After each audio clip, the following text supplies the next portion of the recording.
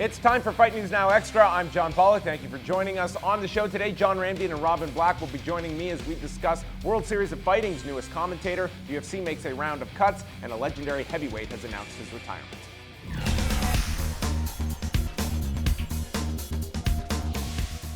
A press conference was held in Brazil on Tuesday to announce the retirement of Antonio Rodrigo Nogueira, who will be taking a position with the UFC's office in Brazil. Nogueira will go down as one of the greatest heavyweights of all time, becoming the inaugural Pride heavyweight champion in November of 2001 and having an incredible run in 2002, including a well-remembered victory over Bob Sapp that year, before dropping the title to Fyodor Emelianenko in March of 2003. Nogueira would come over to the UFC in 2007, becoming interim heavyweight champion in February of 2008 when he defeated Tim Sylvia. Nogueira had lost his last 3 fights, and he retires at the age of 39. The UFC website has eliminated 13 fighter profiles, which typically indicates that they have been let go by the promotion. Names of the released fighters include Dan Miller, Ildemar Alcantara, Tom Watson, Nicholas Backstrom, Cody Gibson, Daryl Montague, Andrew Craig, and Royston Wee. And the World Series of Fighting organization has announced that Chael Sonnen will be joining the group as an analyst, beginning with their next card on September the 18th in Phoenix, Arizona, and airing on the NBC Sports Network. The Phoenix show will be headlined by Justin Gaethje, defending the promotion's lightweight title against Luis Palomino in a rematch from their fight this past March. This coming Saturday night, we are back at 7 p.m. Eastern Time for a 1-hour pre-fight show as John Ramdian, Robin Black, and myself will get you set for all of the fights coming away from Las Vegas, Nevada, including Andrei Arlovski, Frank Mir, and Demetrius Johnson and John Dodson fighting for the flyweight title. I am here with Robin Black and John Ramdian. Off the top, one of the most legendary fighters in history. At a time, the top heavyweight in the sport, Antonio Rodrigo Nogueira, retiring at the age of 39.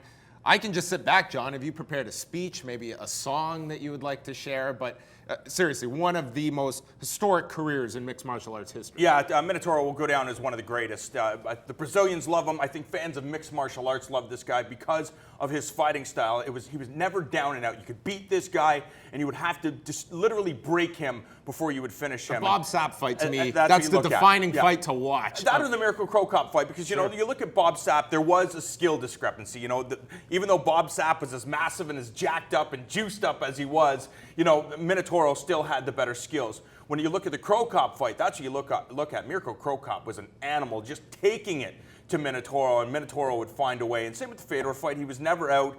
You just have to.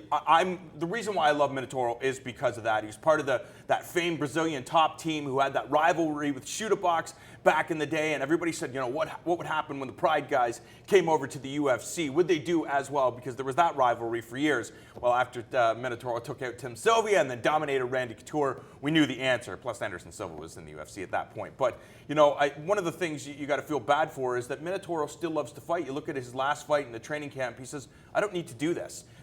I don't do this because I'm hurting for cash, because I have a bunch of businesses.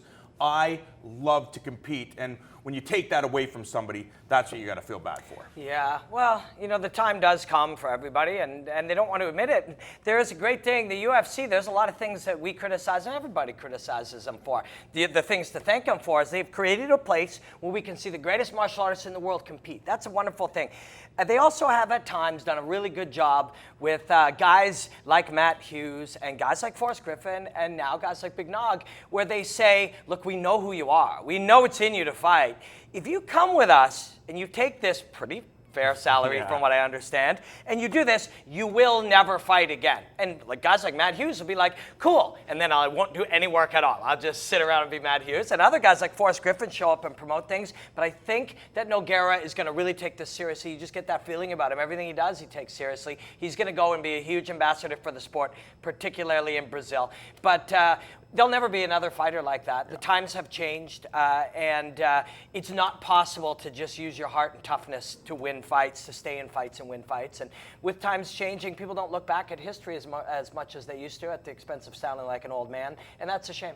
Yeah, and I mean, you do at least have the ability now that it's fairly easy to go back and watch a lot of those fights. To me, that year in 2002, and some of the names he fought, Dan Henderson, Semmy Schilt, the aforementioned Bob Sapp fight. I mean, he fought 5 times that year, and until Fyodor came along, he was unquestionably the top heavyweight at the time when the elite heavyweights, Mark Coleman was over there They as were in well. Japan. They weren't here in North America. So But there are these brilliant things that people do. You guys were talking about the Bob Sapp fight. He changed Bob Sapp forever. He broke Bob Sapp forever with his heart by handling it. Somewhere in Bob Sapp's mind, he's like, man, if I put everything I have, everything in me, genetically, powerfully built in whatever ways he built them, and I can't break people, I don't think I should fight very hard anymore. Like, it changed forever. Well, you also look at the fact that Bob Sapp picked this guy up and spiked him on his head. That would end most people's night. But for Minotauro, again, it was one of the things that he had in him that he was just not going to quit. The guy was run over by a truck, and if that didn't break him, nothing was going to break him. That was his first victory. Yeah, It was on his amateur record. World Series of Fighting, they have announced that Chael Sonnen will be joining them. It's a multi-show deal to be a color analyst for the promotion.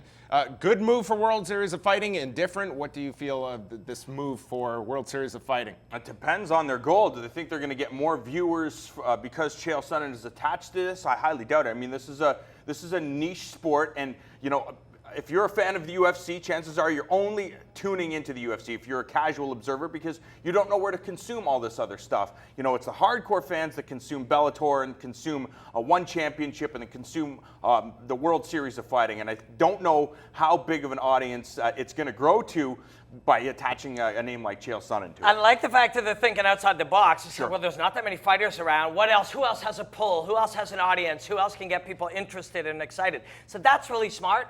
But, you know, we saw Battlegrounds. Yeah, it was him called, and Jim Ross? Yep. Yeah, they Last brought in October. him and Jim Ross, and I don't think they got any pay-per-views just by the commentary team. John Ramdeen and Robin Black are the best commentators in the business. That's what I hear. And when we commentate things, I think the spike is not all that huge. So I don't Your know how big agents this are a will little be. unreasonable, Yeah, though. The yeah, our asking agents price are is unreal just to But- get you on this desk every day. Yeah, but that and we don't get ESPN up here, so we don't know how well ESPN has done by bringing him in yeah, you're either. right. But I'm a big fan of Chael Sonnen, so. All right, well, World Series of Fighting, they will be bringing in Chael Sonnen on their next event coming up in a couple of weeks in Phoenix. For Robin Black, John Ramdeen, who are free agents and they are available for the promotion of your choosing, I am John Pollock. You can't afford me. Fight News Now Extra is next.